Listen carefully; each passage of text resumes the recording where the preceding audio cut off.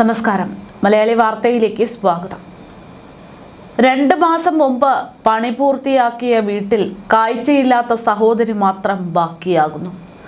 9 മനുഷ്യരുടെ ജീവനെടുത്ത വാൽപ്പാറ ദുരന്തത്തിന്റെ വേദനയിൽ വീട്ടിലേക്ക് നാട്ടുകാർ എത്തുമ്പോൾ അവർക്ക് ഇരട്ടി വേദനയാകുകയാണ് ആ സഹോദരിയുടെ കണ്ണുനീര്. സഹോദരനും ഭാര്യയും മരണപ്പെട്ട് കിടക്കുമ്പോഴും എന്തു ചെയ്യണമെന്നറിയാതെ നോക്കി നിൽക്കുന്ന ബന്ധുക്കൾ.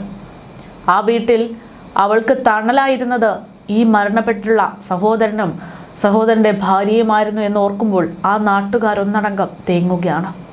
ഇനി അവൾക്ക് ആരാണ് കൂട്ടിന് എന്നുള്ളതാണ് ചോദ്യം.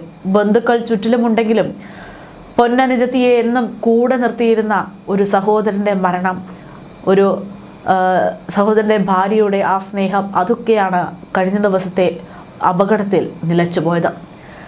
ജീവിതത്തിൽ കൈപിടിച്ചു നിർത്തിയ ഭാര്യ റുക്കിയയ്ക്കൊപ്പമാണ് അവസാനമായിട്ട് ആ മാഷ് മരണപ്പെട്ടത് എന്ന് പറയുമ്പോഴും മജീദ് മാഷിൻ്റെ സഹോദരിയുടെ ആ ഒരു ഒറ്റപ്പെടൽ അത് ആ നാടിനെ ഒന്നടങ്കം വേദനയാക്കുന്നു.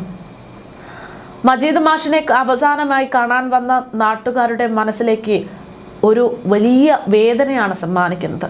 ഒന്ന്, എപ്പോഴും കൂടെയുണ്ടായ സഖി അവരോടൊപ്പം തന്നെ മരണപ്പെടുന്നു.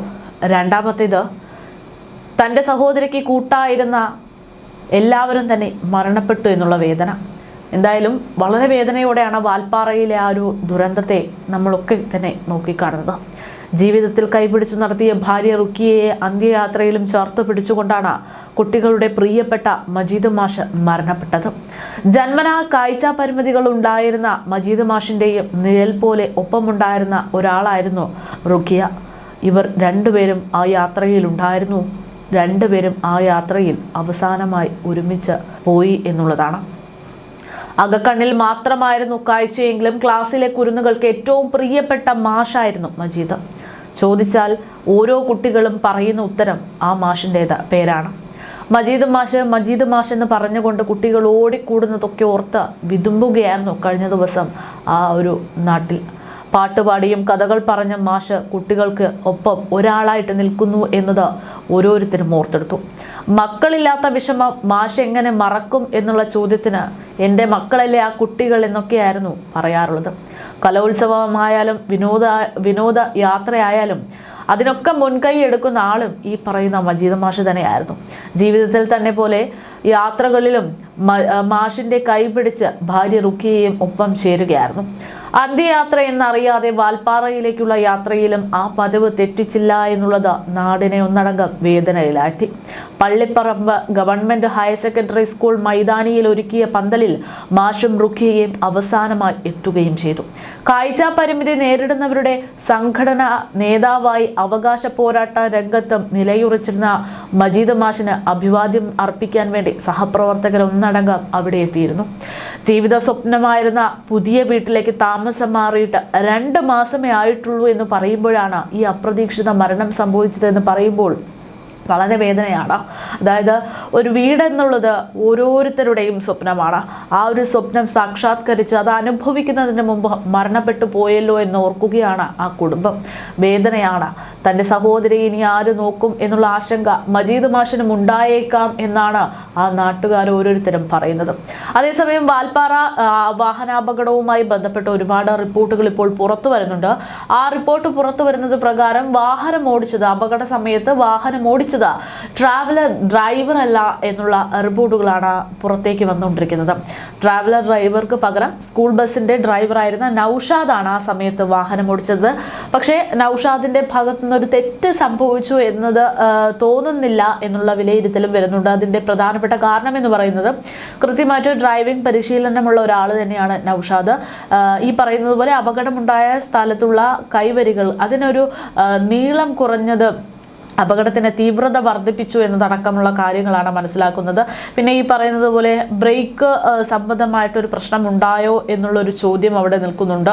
അപ്പോൾ അതിൻ്റെയൊക്കെ വിശദമായിട്ടുള്ള പരിശോധനകളിലൊക്കെ അന്വേഷണ സംഘം പോകുകയാണ്. ഏതായാലും സുരക്ഷ ഉറപ്പാക്കേണ്ടുന്ന ഒരു സാഹചര്യം ഇത്തരം മേഖലകളിലുണ്ട് എന്ന് ഓർമ്മിപ്പിക്കുന്ന ഒരു അപകടമായിട്ട് ഇത് മാറി എന്നുള്ളതാണ്. വിനോദയാത്രയുടെ ആനന്ദം കണ്ണീർ കടലായി മാറിയ കാഴ്ചകൾ എന്തായാലും വാൽപ്പാറയിലെ ചുരം സാക്ഷ്യം വഹിച്ചു എന്ന് നമുക്ക് ഈ ഒരു വാർത്തയിലൂടെ പറയേണ്ടി വരും. ഓരോ വാർത്തകളും അല്ലെങ്കിൽ ഓരോ സാഹചര്യങ്ങളും വിലയിരുത്തപ്പെടുമ്പോൾ, ഓരോ വീട്ടുകാരുടെയും സാഹചര്യങ്ങൾ വിലയിരുത്തപ്പെടുമ്പോൾ വളരെയധികം വേദനയാണ്. മറ്റൊരു ടീച്ചറുടെ മരണവുമായി ബന്ധപ്പെട്ടുള്ള ചില റിപ്പോർട്ടുകൾ പുറത്തു വരുമ്പോൾ ഇതേ രീതിയിൽ തന്നെയാണ്. അതായത് തൻ്റെ ജീവിതത്തിൻ്റെ ഏറ്റവും വലിയ സ്വപ്നങ്ങളിൽ ഒന്നായ വീട് എന്നുള്ള സ്വപ്നത്തിലേക്ക് കാൽ വെച്ച് തുടങ്ങുന്നേ ഉണ്ടായിരുന്നുള്ളൂ. വീടിൻ്റെ തറക്കല്ലിടൽ ചടങ്ങിനോടനുബന്ധിച്ചുള്ള സമയത്താണ് ആ ഒരു മരണം സംഭവിച്ചത് എന്നുള്ള വേദന ആ വീട്ടിലുമുണ്ട്. എന്തായാലും ഇത്തരത്തിൽ വളരെയധികം പ്രതീക്ഷകളോടെയുള്ള 9ഓളം മനുഷ്യരുടെ ജീവനാണ് ഒരു അപകടത്തിൽ നഷ്ടമായത് എന്നുള്ളതാണ്. പാങ്ങ് പള്ളിപ്പറമ്പ് സ്കൂളിലെ അധ്യാപകരും കുടുംബാംഗങ്ങളും സഞ്ചരിച്ച ട്രാവലറാണ് കഴിഞ്ഞ ദിവസം 13-ാം ഹെയർപിൻ വളവിൽ വെച്ച് നിയന്ത്രണം വിട്ട് 300 അടി താഴ്ചയിലേക്ക് മറിഞ്ഞ് അപകടം സംഭവിക്കുന്നത്.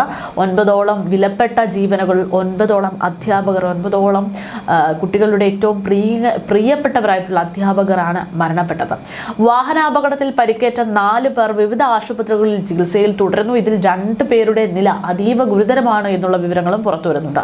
മലപ്പുറം പാങ്ങ് പള്ളിപ്പറമ്പ് ഗവൺമെന്റ് LP സ്കൂളിലെ വിനോദയാത്രാ സംഘം സഞ്ചരിച്ച വാൻ മറിഞ്ഞുണ്ടായിട്ടുള്ള അപകടത്തിലാണ് 9 പേർ മരിക്കുകയും 4 പേർക്ക് പരിക്കേൽക്കുകയും ചെയ്തിട്ടുള്ളത്. പരിക്കേറ്റവരിൽ 2 പേരുടെ നില ഇപ്പോഴും ആശങ്കാജനകമായിട്ട് തുടരുകയാണ്. കോയമ്പത്തൂർ മെഡിക്കൽ കോളേജിൽ ചികിത്സയിലായിരുന്ന നൌഷാദ് അലി, മുഹമ്മദ് ഫായിസ് എന്നിവരുടെ നില അതീവ ഗുരുതരമാണെന്നാണ് പുറത്തേക്ക് വരുന്ന സൂചനകൾ. ICUവിൽ തുടരുകയാണ്. ഇരുവരും നിലവിൽ തീവ്രപരിചരണ വിഭാഗത്തിൽ നിരീക്ഷണത്തിലാണെങ്കിലും അവരുടെ ആരോഗ്യസ്ഥിതിയിൽ വലിയ ആശങ്കകളാണ് ആരോഗ്യ വിദഗ്ധർ പ്രകടിപ്പിക്കുന്നത്. പക്ഷേ കഴിവിൽ പരമാവധി രക്ഷപ്പെടുത്താനുള്ള ശ്രമങ്ങളൊക്കെ തങ്ങൾ തുടരുമെന്നും അവർ അറിയിക്കുന്നുണ്ട്. കോയമ്പത്തൂർ മെഡിക്കൽ കോളേജിലുള്ള സഹദിൽ മുഹമ്മദിനെ ആരോഗ്യനില മെച്ചപ്പെടുന്നതിനെ തുടർന്ന് വാർഡിലേക്ക് മാറ്റി എന്നുള്ളൊരു ആശ്വാസകരമായ വാർത്ത കൂടെ പുറത്തേക്ക് വരുന്നുണ്ട്. പെരിന്തൽമണ്ണയിലെ സ്വകാര്യ ആശുപത്രിയിൽ ചികിത്സയിലുള്ള മസ്നിന്റെ ആരോഗ്യനില തൃപ്തികരമാണ് എന്നും ഡോക്ടർ അറിയിച്ചു. ഇദ്ദേഹത്തെ വാർഡിലേക്ക് മാറ്റി എന്നാണ് വിവരം. വെള്ളിയാഴ്ച വൈകുന്നേരം 5:20 നാടിനെ നടക്കിയിട്ടുള്ള അപകടം നടക്കുന്നത്. പാങ്ങ് പള്ളിപ്പറമ്പ് സ്കൂളിലെ അധ്യാപകരും ജീവനക്കാരും കുടുംബാംഗങ്ങളും ഉൾപ്പെടെ 13 അംഗ സംഘം വാഹനത്തിൽ ഉണ്ടായിരുന്നു. 13-14 അംഗ സംഘമാണെന്ന് തോന്നുന്നു. 14 ആണെന്നാണ് ഒരു കണക്ക്.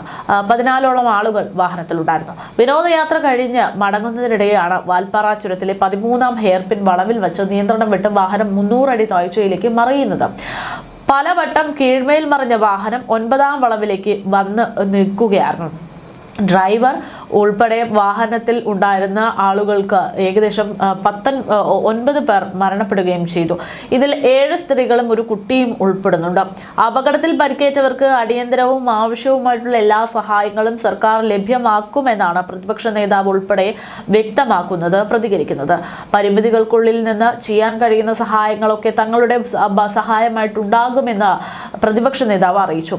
അതേസമയം വേനൽ അവധി ആഘോഷിക്കാൻ ആതിരപ്പള്ളി, വാഴച്ചാൽ, മലക്കപ്പാറ എന്നിവിടങ്ങളിലൊക്കെ സന്ദർശനത്തിന്റെ ഭാഗമായിട്ടായിരുന്നു ഈ ഒരു സംഘം പോയതെന്നാണ് വിവരം. വാൽപ്പാറയിൽ നിന്ന് നാട്ടിലേക്ക് മടങ്ങുമ്പോൾ വെള്ളിയാഴ്ച വൈകിട്ട് ചുരത്തിന്റെ 13-ാം നമ്പർ ഹെയർപിൻ വളവ് തിരിയുന്നതിനിടെയാണ് ഇങ്ങനെയൊരു വാഹനത്തിന്റെ നിയന്ത്രണം വിടുന്നതും 13 കിലോമീറ്ററിനുള്ളിൽ, അതായത് പാതയിൽ ആളിയാറിനും അട്ടക്കട്ടിക്കുമിടയിലുള്ള 13 കിലോമീറ്ററിനുള്ളിൽ 20 കൊടും വളവുകളുള്ള സ്ഥലത്ത് ഇങ്ങനെ ഒരു അപകടം സംഭവിക്കുന്നത്.